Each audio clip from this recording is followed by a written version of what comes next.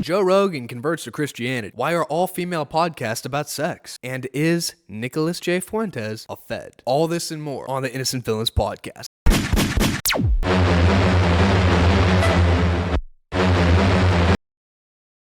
Joe Rogan. Joe Rogan is going to church now. Yeah, he's going to church now. The guy that was on Andrew Schultz's podcast was talking about that. Wesley Huff. Yep, Wesley Huff. Yeah. He was like, yeah, Joe Rogan's attending church weekly. And I feel like... And he was on Schultz first. Yes. And the whole reason he was on Schultz... Turn me down a little bit. The whole reason he was on Schultz was...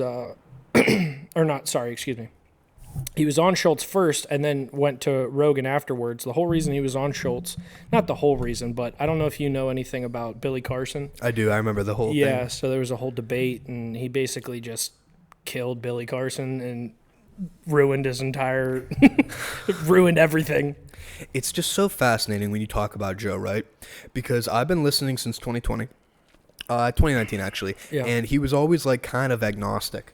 And he's the beautiful thing about Joe is he questions everything. Yes, as I'm sure we all do. You have to, but he also lets everybody talk. Right. And I remember more so he wasn't mocking Christianity at times, but he would make jokes and stuff and more or less mock Christianity. But just I don't have a better as a comedian word. though. Yeah, exactly. But I don't have a better word. I wouldn't say mock. I would say poke holes. Okay. Yes. Yeah. And just saying like, oh, if this is, we have to trust the Bible or whatever. But like these guys might be full of shit too. Right. Oral tradition. Like, right. Do you think they were full of shit? But now you start to see him kind of. I don't know who the guest was, but you kind of see him now starting to reinforce Christian religious points. Right. This goes all the way back to Adam Curry. I think it was last year. He was talking about, you know who Adam Curry is? Mm-hmm. The Podfather. He goes, I've converted Christianity. He called himself like a Jesus freak and said like he can see God working through Joe on his podcast. And you could kind of see this thing building inside of him. And it's not just Joe, too. There's like a Christian Catholic revival going around all the world. Mm-hmm. In France, for example, this past Easter, 15,000 people converted to Catholicism. Really? Isn't that crazy? That is. And just not just Catholicism, but all of Christianity. You see this whole revival on social media. You see people like Chris DiStefano promoting Catholicism on Joe Rogan mm-hmm. and Bill Maher. Mm-hmm. You see people like Andrew Schultz saying he's went back to church. Who's the other guy? Mark Gagnon? Yeah, the guy. He's Catholic, too, talking about how he goes to church as well. Just right. Comedians in general. You think Akash will convert or... I don't know. That was pretty deep, though, when Wes was talking to him about, going to heaven and stuff. It was very deep. Yeah. But I don't know, man. It's just so crazy because you never would have thought that Joe Rogan would be somebody to go to church. Right. And the thing that really, I guess, inspires me is how many people he's talked to. How many episodes? We're up, 3,000 episodes of podcasts. You talk to everyone from, full-blown atheists to, creation to...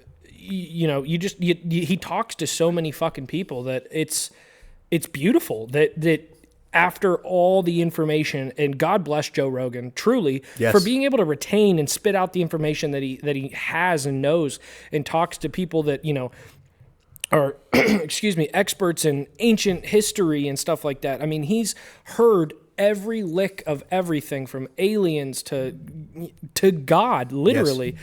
And I know, I don't remember the guest, but I remember where he was talking about it, where it's basically like you're hoping to get, or you're hoping for one miracle that happened. So it was either you're banking on the miracle of something being as small as the point of a pen. Yes. Becoming everything or God. And that's when Joe said, I'm sticking with Jesus. Whether that was a joke or what, who knows? But with Wes saying that he's in church, stick with Jesus, Joe. Yeah, and what you were talking about too, I remember it was the guy that has all these things that it was like random things that are explained on Instagram, and that was the guest. I forget the name, but he was talking about the atheist perspective traditionally and how... I want to give props to him. I'll find his name. You go ahead. And he was talking about how the atheist perspective, it's like traditionally they debunk everything, but they're in favor of the Big Bang, so all you have to do is believe in one miracle. Exactly. I remember... And that's, not to cut you off, but is... Yeah, I agree with you. In order to be here right now, it is a fucking miracle. Imagine 20 years ago, though, do you remember 20 years ago growing up, right? We were 4, 5, 6 years old. Yeah. Sorry. Go Cody Tucker, he's hosted the Cody Tucker show. That's right. Okay, we got to give him props. Yeah. But I remember growing up and the perspective was of media, of what you heard on TV, everybody, it wasn't a religious perspective. And this is somebody, I went to church my entire life. I've been Catholic my entire life. I've been an altar server, whatever. I went to a Catholic school. And was that short for altar boy? No. Like nothing ever happened. Well, I know, but you said altar server. Usually you hear altar boy. So was that what you were? Yeah, it's altar server. Yeah, or altar boy, altar server, whatever. Besides the point. But I remember as somebody that went to a Catholic school, like you wouldn't see many of the people that you went to school with go to church, and it was very interesting. And the majority consensus around like the culture back then was very secular, and it's very weird to me. It's don't get me wrong, it makes my heart very full, but it's very weird to me to see this sort of become the majority opinion again. And it's like, I don't know, I don't feel bitter. Bitter is not the right word, because... But it's like, where have you guys been? Yeah. Yeah, don't get me wrong, though. I'm all for it. Exactly. But like, I don't know. It was always very interesting, and it kind of feels different now to be in the majority opinion about this. You know what it feels like? It feels like you discovered Morgan Wallen first, and now he's selling out stadiums. But what I'm and everybody, yes. You know, like that's that. Yeah. It's a. But it's just, it's not good. It's probably selfishness. That's what I'm saying. It's a selfishness behind it. But that's what I'm trying to admit is like it's kind of hard to be able to share that with everybody. I don't know. That maybe that's a weird way of explaining it.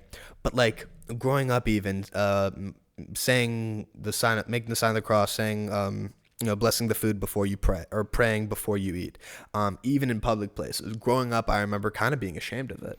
But it was embarrassing. Yes, it was embarrassing. 100%. Yeah, and my parents were never the prayer before food type, but I did grow up. My childhood best friend, both his parents were very religious, and I started going to church with them, and that was kind of where it started. And then you grow up, and I mean it's the tricky part of, like you were saying, there's a selfishness behind it, because you're like, Luke, me and you both know you haven't been devout, but you've been a believer the whole time. You know what I mean? Yeah, so everybody has their up and downs. Exactly, for sure. Exactly. So it's almost like, who are you to say that when, exactly. So it's a tough one. Yeah, but like now...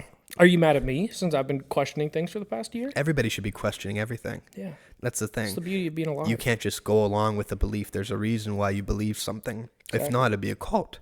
My voice cracked there. But no, like what I'm saying is, now I look back on myself being ashamed to make the sign of the cross or pray in public before a meal with family, and I'm ashamed of that person. Yeah. And now, dude, I think it's the most rebellious thing. It is the most punk rock thing to make the sign of the cross in a public place, to pray before you eat, to practice your religion, because you see kind of the demonic forces that are Biden last year, for example, Trans Visibility Day, right on Easter. Like, it is the most religion now, as I see it, for our generation, is punk rock now. And it's counterculture, and it's rebellious, because now the culture is secularism and atheism. Well, not to go full blown conspiracy or whatever, Let's do it. But if you're gonna say that, let's look at the facts here. Let's look at who runs the media, who's putting out most of the things online. I mean, obviously, right wing is the Christian sector, but growing up, if you would have asked me, I would have had no idea, but I would have told you I was a Democrat who was also a Christian. Yeah. Well, growing up, it was all left wing, and that's another thing too. But I'm saying that's where the demonic side is now. Right. Everyone who is out of their mind is on the left. Yeah, it's crazy. And there are people like the Ben Shapiro types that are like more neocon. They have evil intentions as well, I believe. But yeah, what you're saying is very true. Isn't that crazy? Not to sidetrack off of that, but isn't that crazy? Like, I was listening to Ben Shapiro so much during like election season, and then my whole life since like 2012. Right, we talked about this since we were like 10, 11 years old, bro. Right. This guy was the conservative in media. He paved the way for all the conservatives right now online, and now online is a majority conservative dominated space. And I think it's him, right? And I think that comes with the ability to be as good of a speaker as he was, or as he is, you know. And I think the thing that people are kind of figuring out is let's really slow down and let's listen to what Ben's saying. You know, Yeah. I know that you could say 500 words in a minute, but what are you talking about during that minute, you know? Yeah. But to close off the thing on Christianity real quick, and then we'll go back to Ben Shapiro. But We don't even have to close it off. We got you're right. It's an open-ended thing. It's so surreal to be able to see people our age, because those are the ones that are making this jump. I feel God speaking through me and you on this show sometimes, and it's like crazy because that is never what I intended. But before or after Kanye comes on in the video.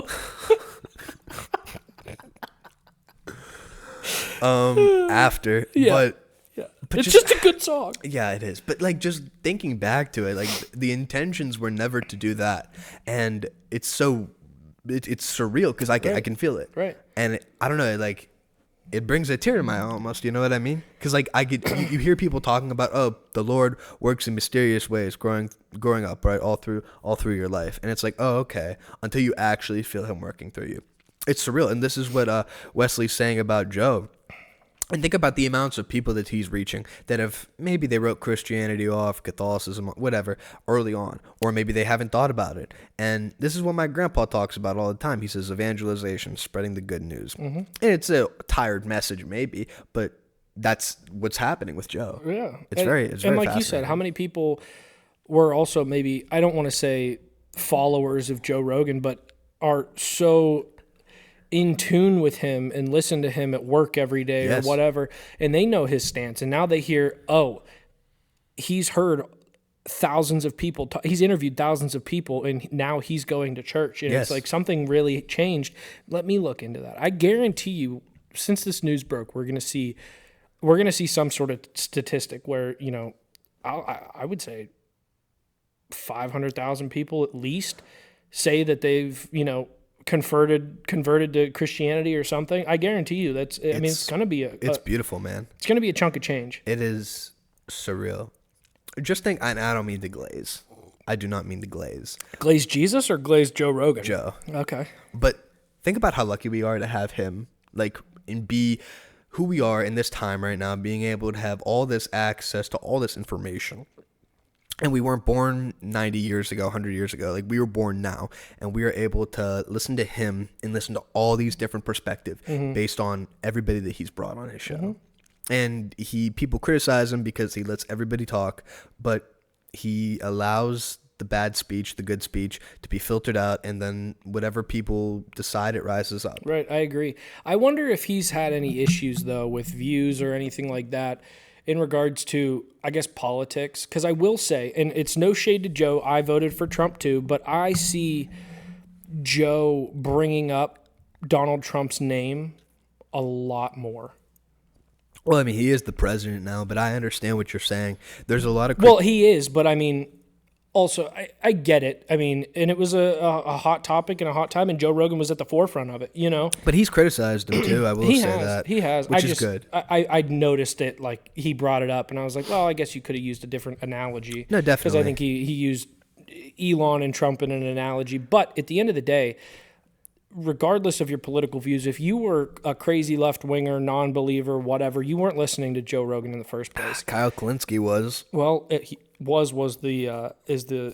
I just don't get how you could. There. I just don't get how you could be on his show 5-6 times, and just because he has Trump on, you go and you completely, like, think of everything that Joe has done for somebody like a Kyle Kalinske or Sam Harris or a couple other people on the left that were prominent media figures. Even a Ben Shapiro. I mean, well, Ben Shapiro's a little bit different, but we'll get to him. Yeah. But the prominent figures on the left in media that have completely shat on him, and it's like, how dare you? I mean, I get you have freedom of speech, you should be able to do whatever you want, criticize whoever you want, but like all that he's done for you and giving you an audience, and you just shit on him. And that's I guess my other issue with Kyle is At no point did Joe Rogan endorse either candidate until everything came out about Kamala. And he made it clear that he wanted to have Kamala on, wanted to talk to her, wanted to do all these things. And all we can do is take what Joe Rogan said as fact, because no one from Kamala's campaign has said anything to differ anyone's opinion. So fact is, Kamala Harris wanted to do an hour interview with preset questions and all these things in DC and all, and everything. And at the end of the day, Donald Trump came down. He talked to Joe Rogan. Joe Rogan then talked about the interview afterwards. I think it was on an episode of Protect Your Parks, or Protect Our Parks, and still made jokes with Trump, still talked about like, oh, Trump has the workaround. Trump can, snake through these conversations and not answer everything up front. But at the end of the day, maybe you would have gotten an endorsement from Joe Rogan if you would have fucking showed up in Texas. And that's the thing too. I was listening to Sean Ryan and Tucker Carlson, and Sean Ryan said the same thing. He said, I have questions. I'm a veteran. I have a lot of things that I want to talk to you about, particularly the pulling out of Afghanistan. He talked about that for years. He said, I want to talk to you about this. They said no. They wouldn't let it happen. And he said, fine, we'll try and work around it, whatever. And then it became... Which, how does Sean Ryan have her on without discussing That's the thing. That's like his whole brand. He's a veteran. He has all this audience of veterans that care about these issues. And it ended up falling through because of the precautions that they had to take, because of all of the requests that the Kamala Harris campaign had. So it didn't end up happening. It fell through. It's like stuff like that. So going back to Kyle... He criticizes Joe for having Trump on, and he criticizes all like the right-wing comedians. The new establishment, you mean, according to CNN. Yeah, honestly. And I'm not going to lie, he makes good points sometimes, but the continuous bashing of all of these people, one like Joe that has propped you up over the past decade, 8 years, whatever it is, I just think it's very disingenuous, and I don't think it's very respectful for somebody who took an interest in you and tried to build you up as best as you can, because you have a lot of good ideas. I mean, I think we're going to continue to see that. I don't know that we're going to see a change between the left and the right hating each other, because I think it's just going to become an issue every 4 years. I disagree. I think it's happening now. I think the change is happening now. Really? Think about it. It's not left and right anymore. Okay, so what do you think it is? It's on the right, it's the Ben Shapiro, Nikki Haley, Douglas Murray, neocon wing. And then you have the Tucker Carlson, Dave Smith, Tim Dillon, Joe Rogan area. Tim's not on the right. Well, Tim may be more than Joe. You could consider them on the right? And then you have the alt-right, which is like the far right, like the Nick Fuentes, the Sneeko of the world. You have Jared Taylor, who's a I think was the head of the KKK, is the head of the KKK. Granted, those people are not all aligned in a lot of their beliefs. No. Yay. Like stuff like that. And we'll get to the alt-right in a second. We'll get to Fuentes in a second, because I have thoughts on that. But then you have the people on the left, right? You have the progressive wing, Bernie, your AOC, your Kyle Kalinske, stuff like that, the progressives. Then you have... Now, not to cut you off. Go ahead. Because I didn't listen to the Schultz episode with Bernie. Do you think Bernie voted for Kamala? Yes. Okay. Yes. He said he put his support behind her, and he likes to lament the Republicans, and I don't think there was any way that Bernie would vote for Trump. I wasn't sure, Which is kind of ironic, because I believe they have a lot of the same ideas. They just go about it differently. You would think that Bernie, to his credit, though, he did say that the Democrats are a threat to democracy, too. I did hear that, yeah. So it was refreshing to hear him. Which I think we all knew that. Yeah. But it's nice to hear someone who's on the left say that. Yeah. But then, so for the Democrats, I believe there's only two. You only have two factions at the moment for them. Yeah. You have those progressives, the Bernie, the AOC, the Kalinske. Well, actually, you might have three. You have those, right? Those are the far left progressives. Then you have the people in the middle. You have your Pelosi. You have your Hakeem Jeffries. You have your Chuck Schumer. Those are like your establishment Democrats, kind of also neocons, like your Hillary Clinton, stuff like that. And then you have this other wing that is like kind of center, a little bit more moderate than that Nancy Pelosi, Chuck Schumer, Hakeem Jeffries wing. You have people like Cenk Uygur, for example, who is a progressive. You could call him far, you know, the Young Turks. Cenk Uygur, Anna Kasparian. They're the host of the Young Turks. Anna Kasparian, who was red-pilled earlier, we covered that. Yes, and you see them, they have left-wing positions. They're self-identified progressives, but to me, they're not willing to completely write off the right. Like, if Trump does something good, I will see Cenk and Anna, they'll be tweeting about it. And like, we should give this person props. We should more so unite than be divided. Which I think is just a good American stance in general. Right. Like, why would you only report on the bad things that your president does? Like, that is only going to segregate your country and fuck things up more for the United States. Correct. And then you have people like Brett and Eric Weinstein too, which are like, yes, they could be, they may consider themselves progressives, but their ideas, they're more willing to have a hand out to the other side of the aisle, you know what I mean, and share their ideas and want to engage in their beliefs. And they're very civil about it too. So that's what I see. I see a power struggle kind of for the establishment Democrats and the establishment Republicans. And in particular for the alt-right, it's very interesting because these people, and this is something that I don't think a lot of people are talking about, the alt-right, think about it now. What is the alt-right? The alt-right is white nationalists. The alt-right is people that think that race might have more to play than we think. In terms of genetics, for example, the alt-right is people that think that a certain group of people run the world, which may be true, may be false. Whatever it is. But they have not been given a voice forever. Think about it. Like, I mean, yeah. When in modern American history has the alt-right been given a voice? I mean, to be fair, I think that's mostly because the alt-right, and I might make a bad statement here, but the alt-right is more of a segregated, like a fascist community, a fascist community. Yeah. Like, when you're talking about the alt-right not having a voice, why would you want someone who says the Jews run the world to have a voice? Why would you want someone that, thinks that whites are superior to blacks? Well, because the far left has had a voice for the past 15 years. And they've been very loud about it. Right. You know what I mean? And I understand that, but I think, and yeah, to your point, the far left would then have the voice to then say, look at how crazy this alt-right is, blah, blah, blah. Which, to be fair, I mean, it's right. It's a tough thing to sit here and say that we are more right-leaning, which I would say we aren't. Yeah. Again, we're more moderate, but we're more right-leaning. And when we lean on the right, we also have those alt-right people within the party. But they're not even allowed in the party, though. That's the thing. It's very interesting that they haven't been allowed after 2020, whenever Elon bought Twitter, 2022, 2023, everybody was allowed back on X, right? And so now all these people were given a voice again.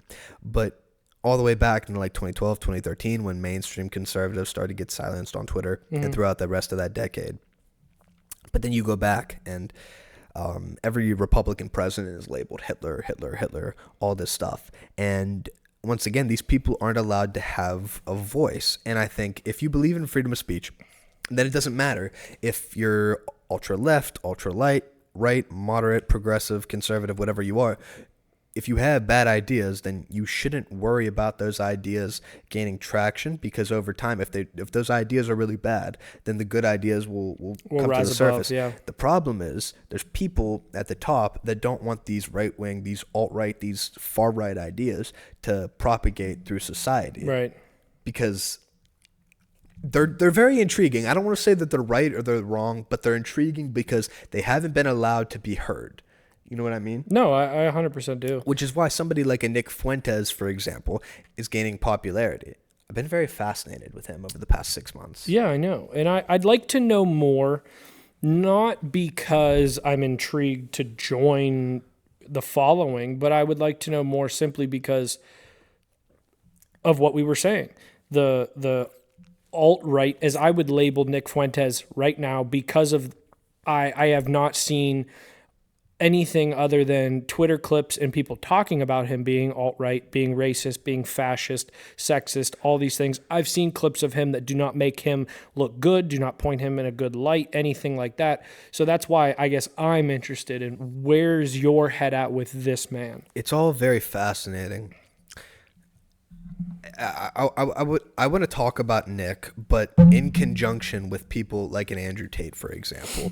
Andrew Tate comes on the scene 2021, mostly through TikTok clips, right? And he gains traction amongst people in our generation, Gen Z, and everybody younger than us, right? All the men in particular, because he's speaking to masculinity now. Before Andrew Tate was Jordan Peterson, but Jordan Peterson started to abandon all of that stuff when he went on to the anti-Semitic train. You say anything bad about Israel, you say anything bad remotely about the Jews, then you're anti-Semitic and you're bad.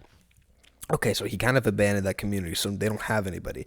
Enter Andrew Tate. Andrew Tate is saying you're masculine, you should be a king. Again, he has ideas I agree with, ideas I disagree with. I don't really agree with him in terms of saying that you should impregnate as many women as you can. I'm Catholic, I'm Christian based. I don't think that's a good idea. And he likes to jump around back and forth to different religions. But in terms of saying men are not more than women, I mean, I think he might say that. But I think we're definitely different. We're not equal. No. That's something that left-wing society, or the left-wing branch of our society for the past 10, 15 years has said that. Well, yeah, because how could you pander towards the trans community but then also agree with the fact that men are better than women or whatever that Andrew Tate style is? Because, I mean, at the end of the day, that is his ideology is, you know, there is a difference and there's a place for a woman and there's a place for a man. And, I mean, in society that was, you know, the case 70 years ago. There is an obvious difference between man and woman, and anybody who disagrees has A, never met a woman, B, never lived with a woman, or C, has something wrong in their head. Yeah. Because it's ridiculous. And I mean, I'm not going to shit on either of our significant others. You can't, but they're different. They're different. Right. They are different than us. Right. We can come here, we can say, here's the problem with so-and-so. Here's the problem with so-and-so. Here's my issue with that. You know, like, I think there's, I mean, I don't even know. Like, there's a reason when you evacuate a building, you say, get all of the women and the children out. There is a reason why the people that fight in the wars are men. There's a reason why also men are in the majority of jails, and they have the percentage of men is higher in jails than women. There's a reason why more men commit suicide than women. All of this stuff. There's a reason why most rapists are men and not women. I mean, there's a reason for everything. There's a big difference between all of it. And I mean, I think that's the other part too, is two people who are confident that we are men. Right. How would you look at somebody who is a man, thinks they are a woman, goes by, you know, does the whole thing? Not once in my life did I ever question anything. Am I going to sit here and tell you you're wrong? No, because I'm not. You can claim to be whatever you want to be. I, at the end of the day, do not care. However, don't pretend to be one of those women that need to get on to, or get, you know, out of the burning building first, get off of the sinking ship first. Yeah. Don't, you know, like there's a clear-cut difference. And I would honestly, I mean, I don't know, dude. Like, how do you just say it without being like, you're just a soft pussy? Yeah, I don't know. But going back to it, so that is why Andrew Tate gained his following, gained prominence. Now, the way he came up is questionable, of course, with the internet cam girls and stuff, whatever. But the reason he became popular is by sharing all that, and then people our generation and a little bit lower were preached to, and we talked about this, which is why our men our age voted for Trump overwhelmingly, is because for 15 years, 10 years, we're growing up in media, people in media, and it's either ultra-progressive women, feminist women, and gay men are saying that masculinity is toxic and you're evil and you're bad. And all straight white men are the worst thing to happen to Earth. Right, but they're telling this to black men too, and people of color as well. Right, Barack Obama fucking pleaded his case to that group of black guys, talking about how you should be ashamed of yours. Like, you know, like the black community should be ashamed for themselves. Like, I remember that clip. Right. And so they continued to do this for a long amount of time, and they were all Democrats. They would say, when you say be a man, that's offensive, that's toxic, that's not good. You want to provide for the nuclear family's not good. And they would do this through very distinct messaging too, by saying it too, and then they would have it in commercials, and then you see kid shows where the parents aren't there, the father's not there, and it subconsciously plays on your mind, and then you kind of get it with a guy like Andrew Tate. It all comes together, and not just him, but you have other figures. Matt Walsh, for example. You have conservative figures like a Tucker Carlson, perhaps. And they kind of highlight what's going on. And now you start to wake up. If you're a man, you say, oh, hold on. These people, on behalf of the Democratic Party, right, but left-wing ideologies as well, have said, okay, well, you're evil. We don't like you, right, but vote for us. Exactly. And it's like, oh, okay. And I think that's the funny part is, those people that are saying vote for us are the ones that are constantly telling the straight white man, you're doing it wrong. The straight black man, you're doing it wrong. You're wrong. If you're constantly abused, it's like the Streisand effect. They thought that we would just go with our abuser, right? Exactly. Isn't that the Streisand effect? Yeah. They thought that we would just go with our abuser, but the thing is, you can't do that to men. No. You might be able to do that to women, perhaps, right, but man, there's something different about masculinity where right, there's a certain point where you're just not going to take it anymore. You're right, going to rise up. And now look at our generation of men, dude. I can't speak for the women, obviously. There's a little bit of a disconnect, but when you go younger Gen Z, actually, it's crazy because they do skew Republican as well, right, and conservative as well. Which is just very funny because you see that they're, skewing Republican. Right. But I would also argue that there is a majority of women our age and younger who, like you said, might be easily persuaded by what they see on TV, the constant CNN, MSNBC, NBC, correct, all these things where they might be skewed. Now we're seeing it where people aren't getting married like they used to. Well, people by design. People are not having families, whether that's, income related or life related, whatever. And you're not seeing I already said people aren't getting married, but I think there's that commitment issue. Yeah. And there's this weird switch where now we're seeing more men become Christian. So hopefully pursuing that one and only suitor, that right, that person you want to settle down with. It starts with the men in the society. Exactly. But then it's flipped because the women are no longer looking for the man to settle down with. They're going through hot girl summer, hoe phases, all these things that they have, made terms for to make things okay, to be like, I want attention. At the end of the day, that's all it is. It's going to trickle down, though, and it's going to change, and it's already changing now, too. And I don't want to cut you off. No, I don't want to cut you off. Exactly. So I cut you off like 3 times already. It's okay. But the other point that I was going to make, it's slowly slipping from my brain, but no one's settling down. Like I said, that thing's changing. And like you said, men and women are wired differently.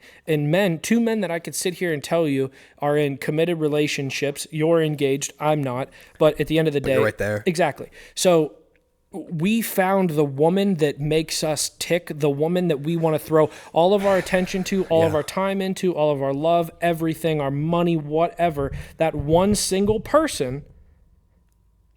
But women are not looking for that because that makes men soft, which is weird because they don't want a soft guy, but they do. Women are very, very different to figure out. It's very difficult, not different. Right. What I will say, and I think it's very fascinating, because I do think men have, and this is going to sound sexist, but it's not my intention. I think they have a higher value than women, okay? Because, I know. Preface that, I won't even cut you off so you can continue. Right. Men have built societies, men have built civilizations, men have been the ones that are the originators of everything. Which is fact, not sexist. Right. Women are the ones, though, that have empathy, and they're able to take care of children, for example. Not to say that every woman has to have a child, but hold on. They're more compassionate than us. They feel things more than us. They might have better intuition than us. They might be smarter than us at times, right? There's a reason why men die first on average. So they are better than us in a lot of things, not just in terms of raising children, not just in terms of being in a home. I'm not saying all women should stay at home. Anyway, but they're there needs to be something said for men in terms of who we listen to, okay? So I do believe that, we're all our generation's converting to Christianity slowly, Catholicism slowly over time, and I think that men, through our influence, we'll be able to have it trickle down, and eventually women will get into the picture as well, okay? But there's something to be said for who we all listen to. Think about men, right? For example, in media, you have your Joe Rogans, your Tucker Carlsons, you have your Theo Vaughns, you have your Matt Walshes, you have your Tim Dillons. That's just in terms of comedy. If you want to go deeper, you could go Ben Shapiro. He's obviously somebody who's really big on the right. But all these shows have a theme of bettering themselves. Mm-hmm. Joe especially, but somebody like a Theo Vaughn, who might not even have a GED, mm-hmm. but he's constantly learning things, constantly having intelligent people on, or just people that he sees, like the lunch lady from Cleveland, for example, right? But you constantly see him trying to learn more. He's curious. Andrew Schultz, curious. He's having politicians on. He's having people that are on behalf of Christianity on, artists on, stuff like that, historians. And you see in masculine media, you could call it that, all of these men are having shows where they're continuously trying to better themselves. Even people like Nelk Boys, right. People that are just partiers, right? But right. You would think they're partiers on the surface, but they're trying to learn more. And you think, who in the female space for podcasters that have shows, what are the female shows where... Alex Cooper is the biggest... Well, hold on. Sorry. I know you're probably making that point. What are the female shows where they're trying to better themselves for their audience? I do not... I'll sit here and tell you I didn't research this question. I do not know, but simply based off of listening to what my girlfriend listens to. Right. I mean, it's a lot of entertainment. Right. So you have that entertainment side of, like, I know one of the podcasts she listens to is called Two Hot Takes, where it's two ladies, they read like Reddit threads of like stories and they're like, react to them basically. Right. Like, oh, that's fucked up. This dude cheated on you and was part of Bonnie Blues 1000, whatever. If you take that, I don't know if there is a bettering woman's podcast that's as popular as the Joe Rogans, which is a constant bettering and learning experience, and the Tim Dillons, which is just basically news and rants and comedy, and Theo, it's the growing. I mean, these are the podcasts that I listen to, I guess. But even somebody like a Daryl Cooper, where it's like history and it's like in depth, right? Like, or Dave Smith, political news, right? Stuff like that. Yes, you have your Shane Gillis's, your entertainment stuff like that. But even too, like a Chris DiStefano, Johannes Pappas, history hyenas, like it's comedy, but like they're educating you and stuff like that on history. Like, we're trying to learn things in a different way that, like, I know me and you were both piss poor students. So then you take that, you flip it, and you go, oh, wait a minute. There's these guys that are, cursing and relating things to dicks and fucking, funny shit that we find funny. Or even like a Jordan Peterson, bro, especially back in the day. Just people that are trying to have you better yourself and look really into your soul. Yes. The last episode of Joe in Jordan Peterson, it was just last month. Yes. But like in the female spaces, I think it's a huge problem, and maybe this speaks to the female condition, maybe, but it's just, I think it's a problem where they don't have somebody that's like having a show to be able to help these women better themselves. Right. You know what I mean? It's just like the Call Her Daddy stuff. And listen, I know she's had victims of abuse on and stuff like that. I don't think it's all bad, but the majority of it is a sex podcast. And I don't know how all of that stuff, if you look through feminine media, female podcast, stuff like that, it's mostly all of that. Yeah.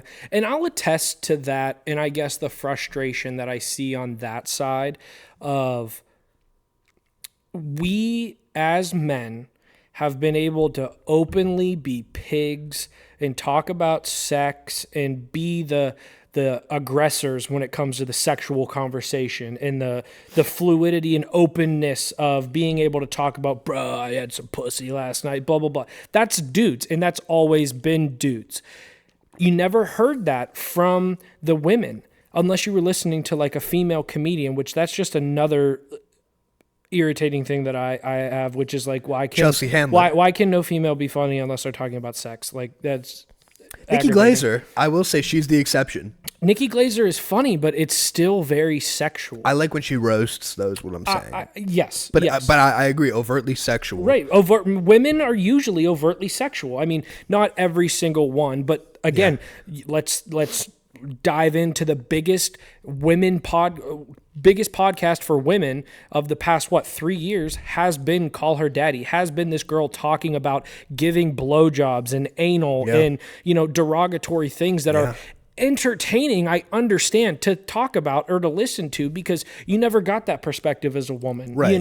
You didn't have anybody that would sit down in front of a microphone and talk about sucking dick or the awkward parts of sex or different things like that, which I get, but then it's like, why is that the female entertainment now? Right. Why are they, the overtly sexual group now, in my opinion? We are what we think about. We are what we take in. We are what we digest, believe it or not. If you believe it, it's true. Mm-hmm. And so when you have the Gen Z male populace now that is trying to better themselves, that's trying to go back to church, that's listening to all these people try and take a lot of different opinions and just combine them, right? See what's right for you. Try and better yourself. Like I said, go back to the gym perhaps. Right. Eat healthier, lifestyle stuff like that. Right. Reinforcing the positive belief in yourself.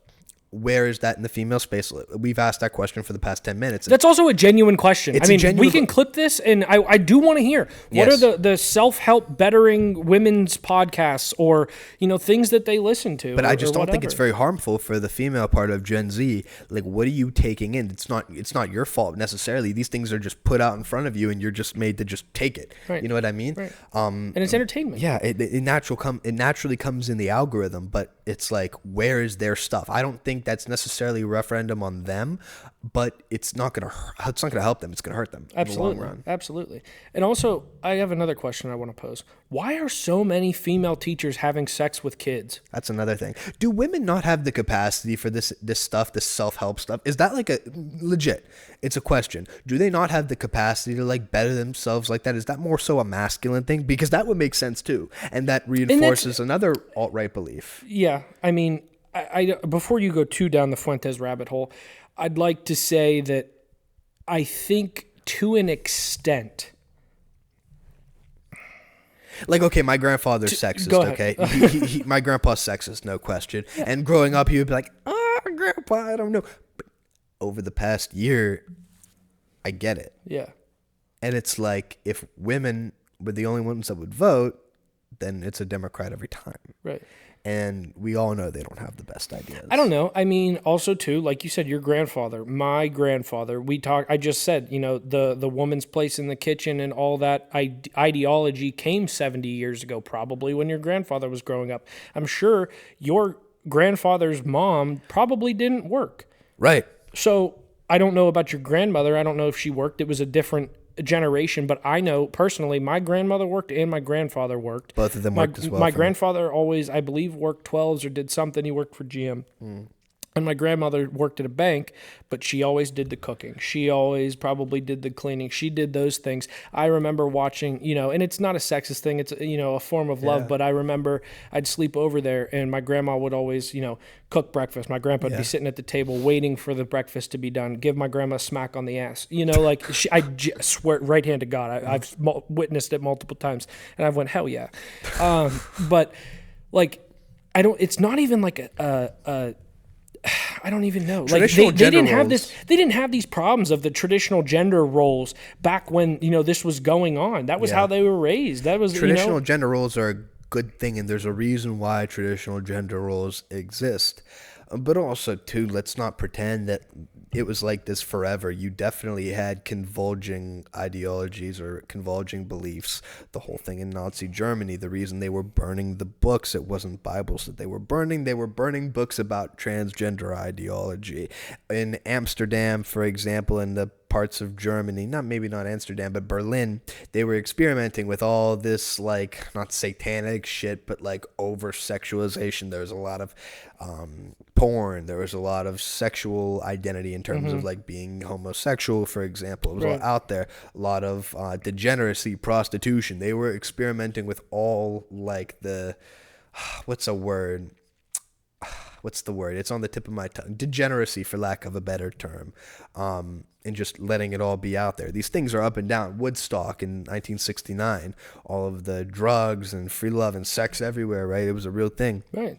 And so these things go up and down, but we always come back to the traditional gender roles, I find. I mean, and I think that's the problem is there's been traditional gender roles for as long as humans have existed. Right. The hunter-gatherers, that was always the men, and the women had the compassionate side, and they would care for the kids and, watch over the house. And it continues, all the way from, I would imagine there probably wasn't many ancient women Egyptians building the pyramids. And, and you can continue to follow that, like we had said, the early 1900s, the big boom, all these things. I mean, there is a point where, and I don't even have to explain it, but I will, you see exactly how and why it happened. It's because I don't want to say we've allowed women to have more of a voice, but we've put ourselves into a situation where unless the man is probably making $150,000 to $200,000, the woman should or probably can't stay home. Yeah. I mean, we're in that situation where both of our women work. That's a thing.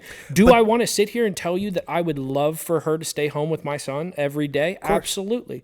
Absolutely. That's the provider in me, and that's the carer of her. There are traditional gender roles. However, we're being put into a situation where times are changing, things are evolving.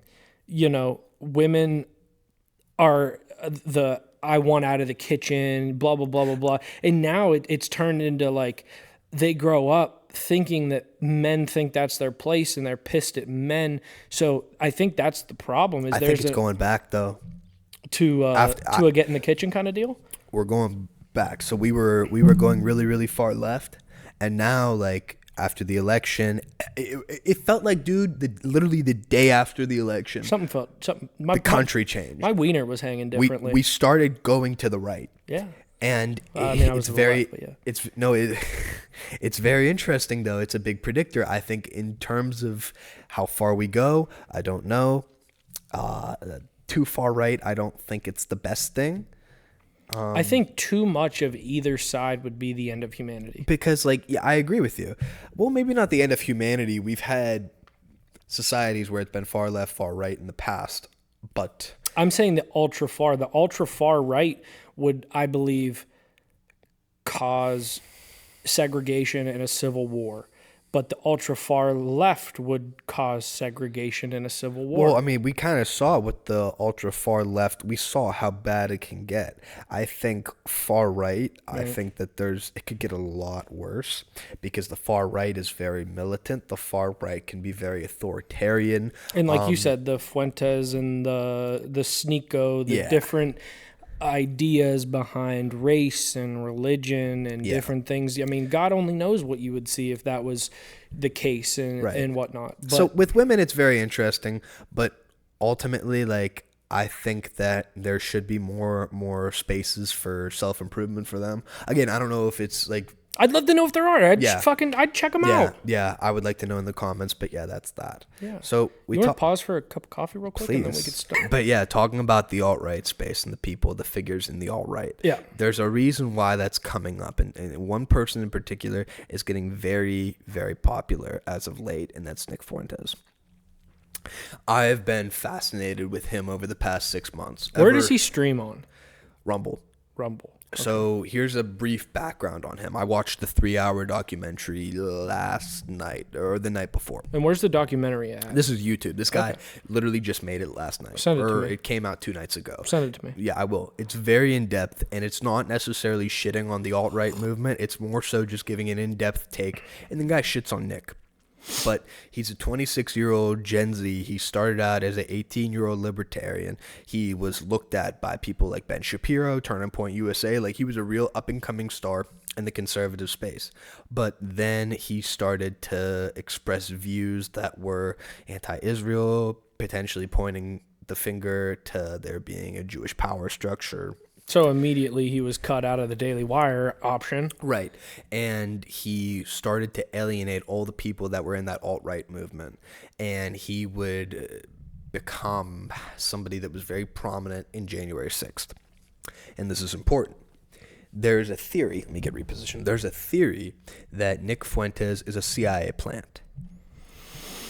Now, like, this is before I say it. Imagine having Ice Spice as a plant and Nick Fuentes, like just polar opposites. Before we go into that too much more, I want to tell you what he believes. So Nick Fuentes is a far right, alt right figure, somebody that believes that there's a Jewish power structure. Very critical of Israel though as well. Very knowledgeable, very smart guy, but believes that black people and women are inferior. And pretty much all the racist stuff, or somebody would deem as racist. So that's Nick. Very opinionated, gets very angry, and I've been very fascinated with this guy for the past 6 months because he has a lot of views that are very interesting.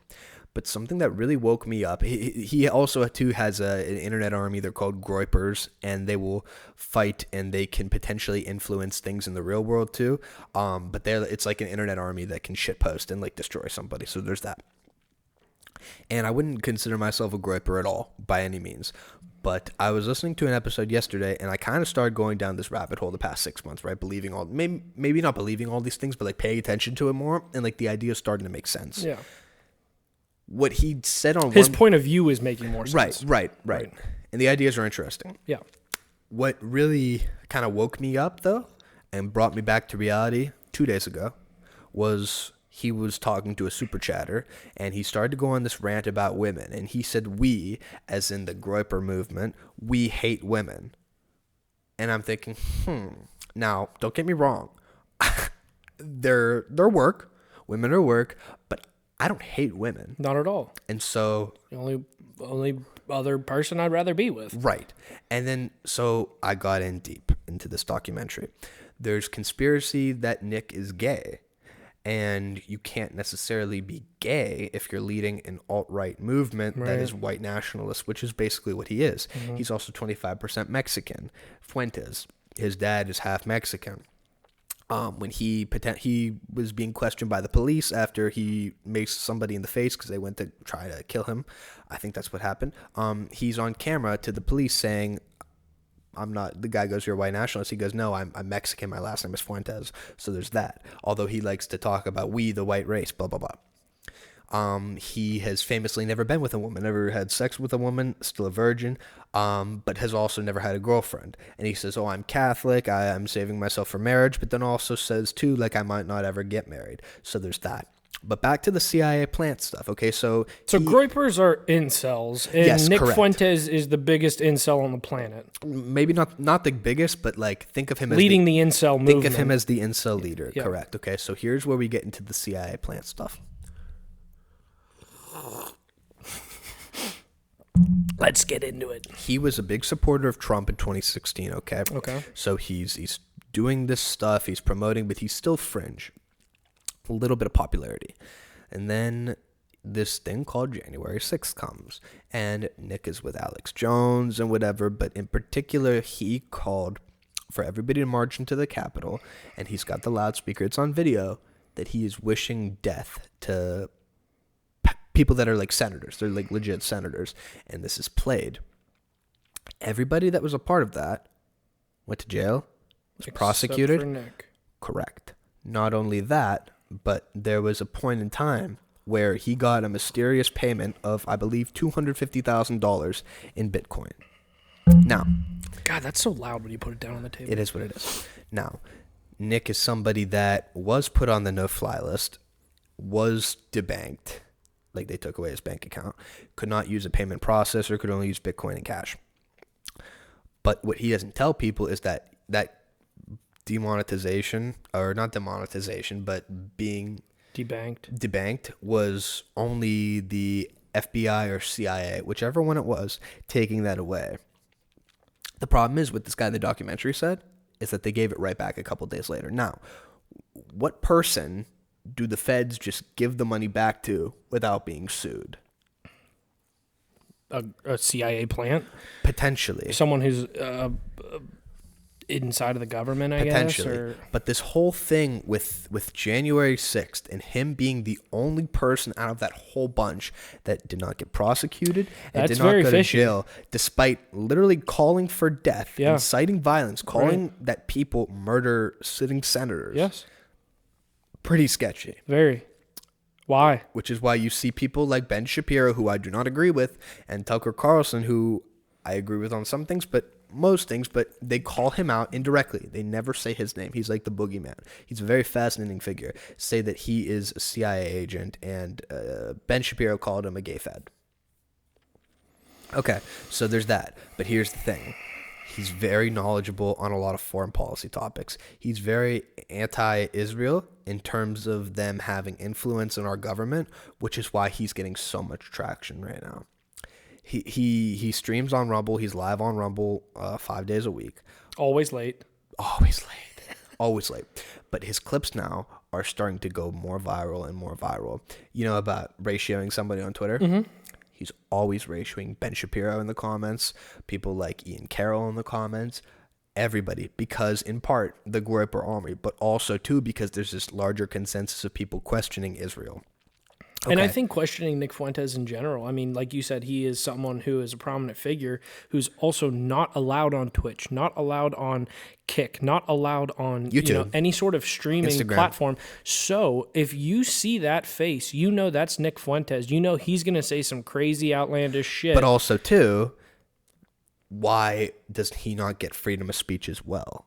That's the other thing. Because there's a fine line between inciting violence, which he did on J6, and it can be argued that anytime he's live or talking, it's inciting violence or a segregation. Well, or something here's the like thing that. with him as well. So I've listened to and watched a lot of episodes. Like I said, I'm very fascinated with this figure, and he will tell super chatters to kill themselves. He will say like stuff like that, and then he'll be like, "Oh, I'm kidding, but not really, but I'm kidding." And he tends to have like no friends, like not a lot of friends. And it seems to be like all of the people, the prominent right-wing people that he might be friends with, or just friends in general, he like ends up destroying that relationship and completely alienating them, like completely. It was described that he was not a popular kid in high school, and that he was not very masculine, not very macho, and in turn he kind of internalized that and is like kind of like now like more or less like mad at the world. And so this is You're why, describing an incel. Right. I'm just saying, like, but he is somebody that's very prominent, doesn't really describe himself as an incel.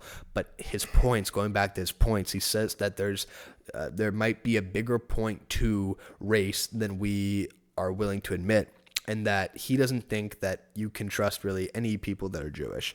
He definitely thinks that there's a Jewish power structure, and he lays that out in his show. He often attacks people like Candace Owens, Tucker Carlson, for scratching the surface and repeating his talking points from 5 years ago, 6 years ago.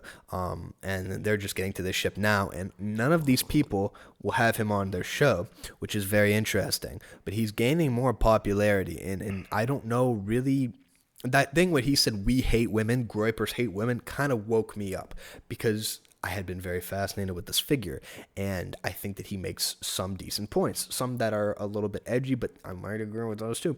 But hearing him say that kind of woke me up, and it's just very fascinating, because I don't know if he's a plant, right? I don't know. Right. And then you think, okay, well, if he's a plant, then why is he a plant? Is the CIA, FBI, deep state, whatever you want to call them, are they pushing this movement where they want us to think that maybe black people are inferior, or maybe that women are inferior, to turn us against each other? Is that something? Because watching his streams at times, it could radicalize you. It could It's very race baity. What does he get viewership wise? I'm assuming with Rumble it's globally, so it's not just America, but I mean, his last episode that was streamed last night, I just looked, over 200,000.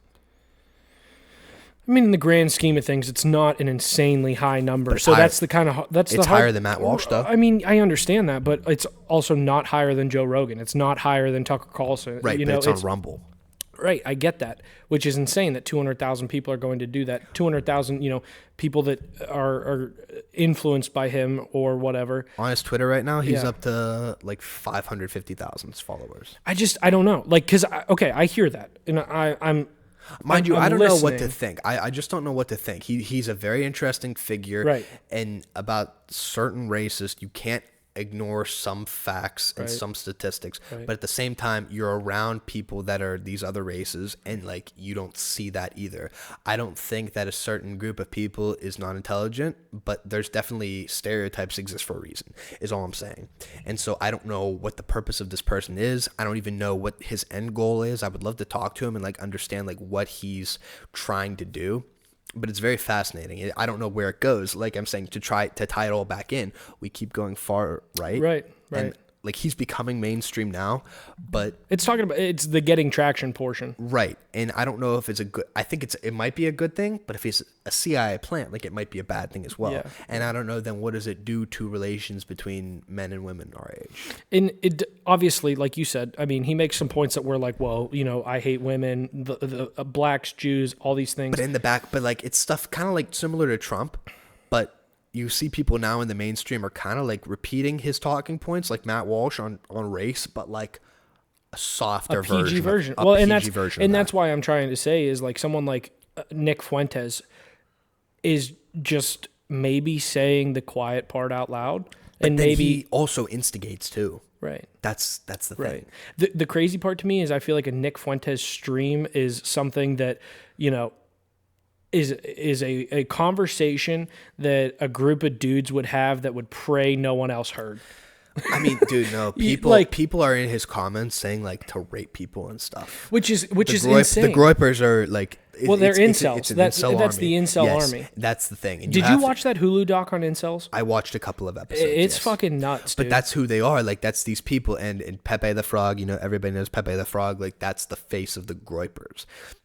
And so it's just very fascinating because on one hand, it's like, okay, like you feel empathy for this person.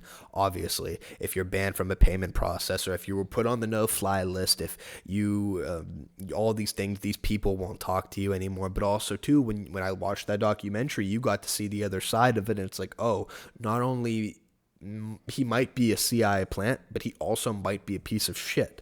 So it's like, back and forth. I don't know really what to believe. I just think this figure is supremely intelligent. There's no doubt when he talks about all of the stuff that the Trump administration is doing, stuff with Iran. He's really went hard on Iran and like described everything into great detail with what happens if we continue to support Israel and if Israel bombs Iran and if they bomb their nuclear facilities in anywhere from 1 year to 4 years, the nuclear facilities will be right back and there'll be more radicalized against us. And so the way he describes things so eloquently, so intelligently is like I haven't seen anybody else describe it with that much depth. Right. And so there's that to him as well. Right. And then you take that point and you go, okay, I see that. And it's a genuine factual point. Okay. And then you take that and you go, oh, he's, doing the whole 55% of the murder, 35% of the population, that Correct. whole thing, Correct. That is a point. No matter how you look at it or how you say it, it is a point. You've heard it come from Tucker Carlson. You've heard it come from Charlie Kirk. You've heard it come from Matt Walsh. That's what I'm saying. I've seen the clip where Charlie goes, he's talking to a black guy and he's like, explain to me why 55% of the murder rate, 35% of the population, whatever the exact numbers are, whatever.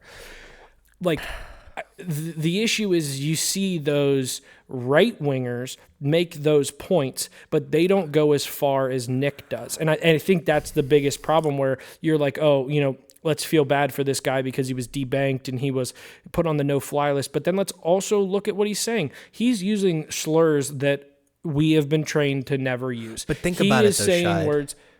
Go ahead. I'm sorry. No, I mean, I'm saying like, I get his points. All of his points are the right wing side. They're intellectual, and he's not speaking off the rails. But like, I mean, he's also things. shit posting in real life too. Here's the thing, okay?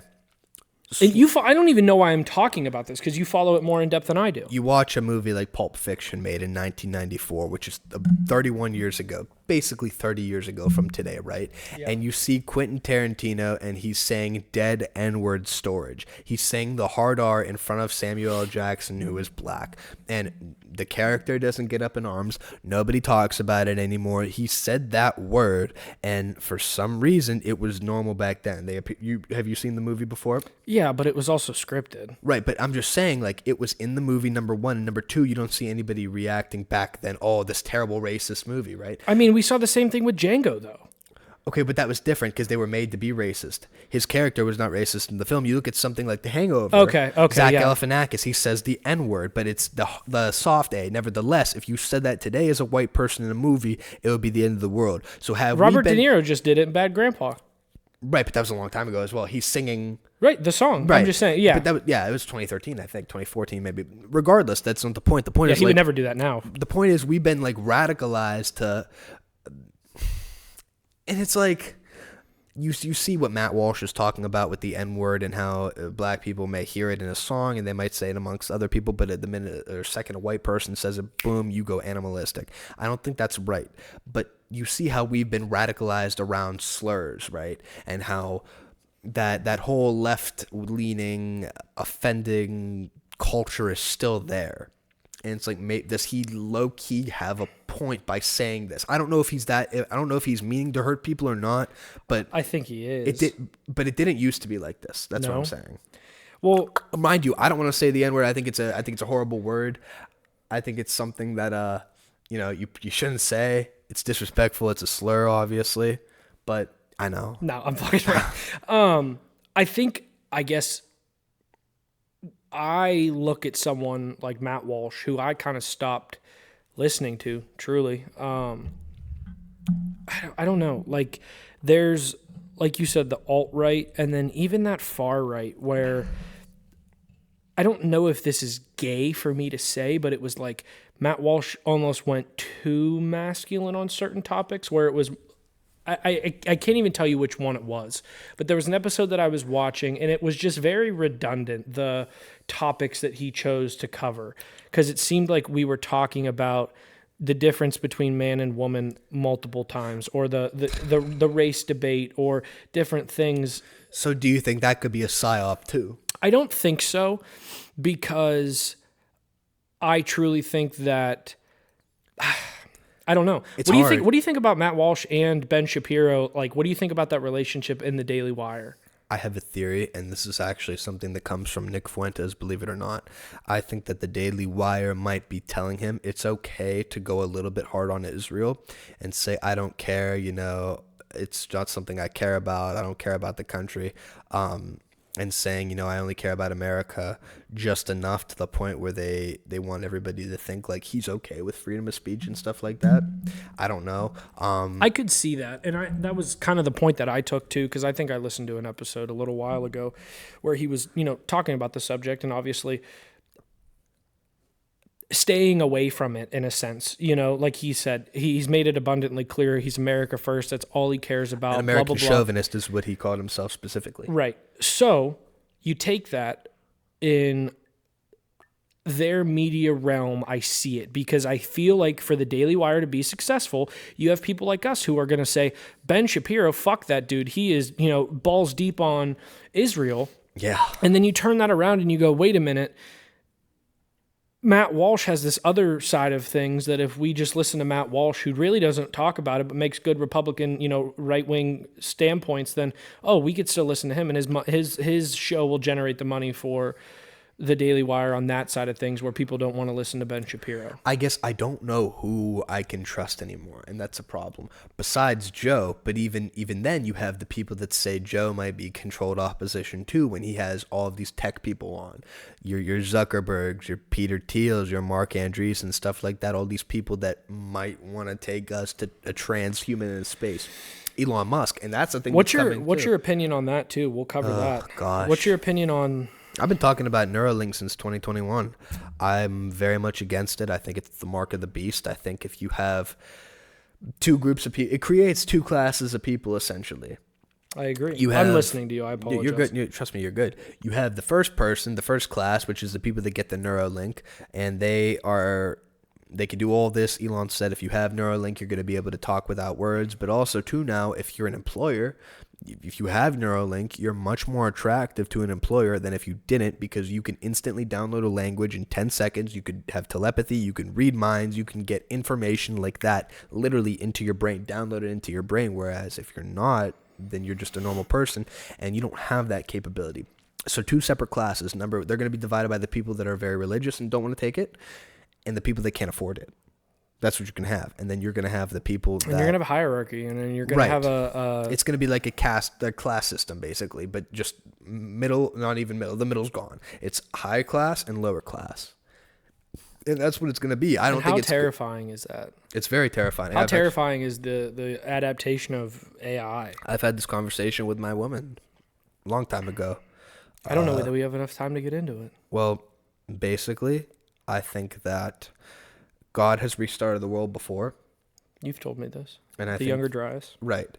And you think about the story of Babylon, too, and how the Tower of Babel, they were trying to get as high as God, and Elon, or his girlfriend, one of his baby mamas, Grimes, said, when we get Neuralink, we'll have the power of the gods. And I think when human beings try and become God, he always humbles us. And what God did in the passage in the Bible, the Tower of Babel in Babylon, they built this tower to try and be like God. And then what he did, we were all speaking the same language at that point. So he said, okay, you want to be that, that's fine. You all speak separate languages, and you can't communicate with each other. Yeah. So I think when we get to a point in humanity where we think we are like God, or we try and challenge God, he always pushes us back. So we'll see if he even lets us get to that point. But if we do, it won't be for long. That's my prediction. Something will happen with the grid or something, and then we'll lose that capability. But I know where my heart is. I know where her heart is, and it's just not something I'm going to do. Yeah. I think I'd like to make it known that I'm back in the religious train. My Back boy. on the religious train, buddy. Love that. Yeah, I guess I did get this tattoo on my wrist for a reason. There you go. Like I said, and, open invitation. Absolutely. You just let me God know. is good. God is good. And fuck AI. There we go. Right after you say God is good. You love that. Cue the Kanye. Cheers. Yes, sir. Thank you, everybody. Innocent Villains. Once every 3 weeks, maybe. We'll see what happens. But it's been a joy to be back with you. It's been a joy here on the couch. This couch. Absolutely. This is a great couch. This is a comfy couch. And I think this is the best place to podcast. Yeah, I agree. So thank you, everybody, for still watching. If you are watching, please give the show a like, a subscribe, a comment, a good comment, hopefully. And thank you for supporting the show. We'll see you.